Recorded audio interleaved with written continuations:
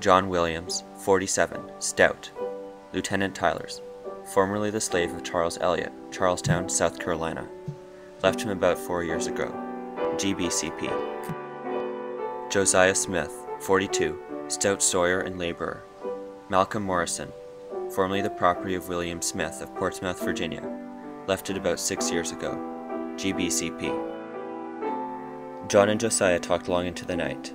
Well, I got my general birth certificate and sailed on the Peggy into Port Roseway, Josiah said. All I knew, I wasn't going back anywhere south. I didn't care where that ship took me.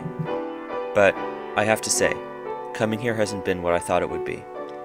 We have had a few really bad years. We almost froze to death in Port Roseway, and we never did get our land. Then, there was nothing to eat. Lots of folks starved.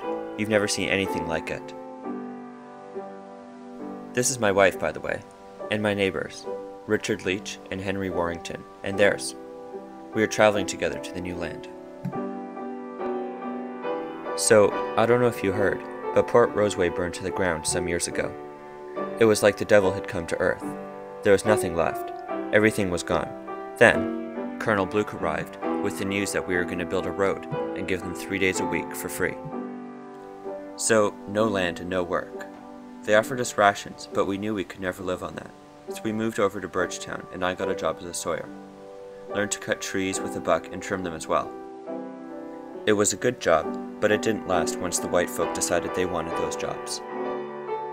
When Mr. Clarkson came along and told us about the new land, we just had to go. Our preacher, Reverend Cato Perkins, is leading his flock, and we are all going to Sierra Leone. Are there others? John asked. Yes, sir.